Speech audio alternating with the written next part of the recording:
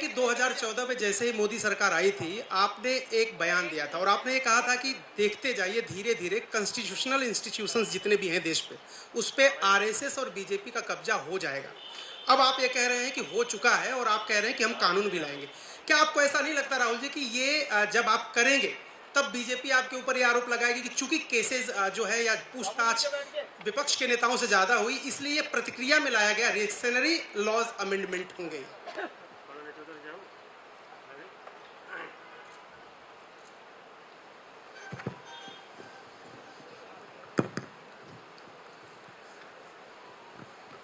सबसे पहले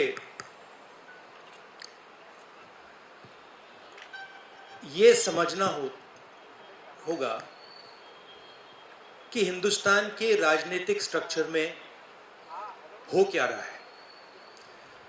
आरएसएस ने और बीजेपी ने और खासतौर से नरेंद्र मोदी जी ने जो स्ट्रैटेजी बनाई है, उसका फाउंडेशन क्या है, उसकी नींव क्या है, सबसे पहले यह समझना है।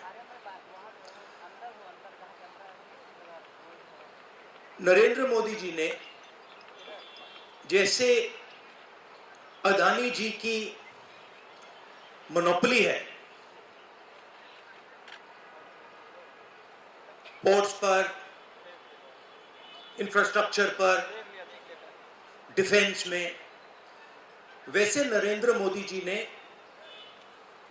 पॉलिटिकल फाइनेंस की मोनोपोली बनाई है। कैसे बनाई है? ED, CBI, income tax department का प्रयोग करके। अगर आप बॉन्ड स्कीम्स को देखें तो उसमें साफ दिख जाता है कि नरेंद्र मोदी जी ने, बीजेपी ने एक प्रकार से पॉलिटिकल फंडिंग एक्सटॉर्शन से, धमकी से, प्रेशर से बनाई है। खड़गे जी ने कहा जो भी भ्रष्ट हैं वो सब बीजेपी में जा रहे हैं। उसका कारण है क्योंकि नरेंद्र मोदी जी चाहते हैं कि पॉलिटिकल फाइनेंस की मोनोपोली उनके हाथों में। अब हमारे बैंक अकाउंट बंद कर दिए, हमारे पास ओरिजिनल रास्ता जो था वही हमारा रास्ता है। हम जनता के साथ जाकर मिलकर उनके लिए लड़ते हैं। ये जो मैनिफेस्टो बना है, ये मैनिफेस्टो कांग्रेस पार्टी ने नहीं बनाया। ये मैनिफेस्टो हिंदुस्तान की जनता ने बनाया है। हमने सिर्फ इसको लिखा है, ठीक है, और हमने सिर्फ इसको लिखा है। जो किसानों ने हमें बताया, खड़गे जी को बताया, मुझे बताया, बाकी नेताओं को बताया, वो हमने लिखा है।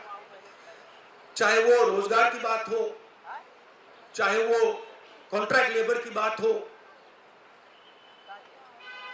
हजारों लोगों से बात करके हमने ये हिंदुस्तान की आवाज है, ये लिखी है। मगर जो राजनीति में आज हो रहा है वो क्लियर है कि सब पार्टीज को नरेंद्र मोदी, ईडी, सीबीआई, इन इंस्टीट्यूशंस को कैप्चर करके फाइनेंशियली मोनोपोली बना रहे हैं अपनी। और चुनाव के बाद रियलिटी है कि ये जो फाइनेंशियल मोनोपोली बड़ी इंटरेस्टिंग चीज है, क्योंकि सारा इंफॉर्मेशन, सारा का सारा इंफॉर्मेशन, किससे एक्सटॉर्शन किया है, किसको कॉन्ट्रैक्ट दिया है, कॉन्ट्रैक्ट देने के बाद उसने कितना पैसा दिया है, वो पूरी ब्लूप्रिंट, पूरी की पूरी ब्लूप्रिंट इलेक्टोरल बॉन्ड्स में लिखी हुई है। तो नरेंद्र मोदी जी ने आज नहीं तो कल ऑपोजिशन को पूरी chargesheet, proof sheet electoral bonds के थ्रू पकड़ा दी है। तो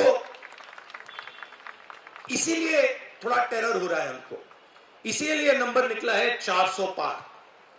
इसलिए महाराष्ट्र में हमारे नेता ले जा रहे हैं, हरियाणा में सब जगह हमारे नेता ले जा रहे हैं, क्योंकि उनको लग रहा है कि भैया अगर 400 पार नहीं 180 हो गई, 160 हो गई, 140 हो गई तो नैया पार हो जाएगी। Thank you.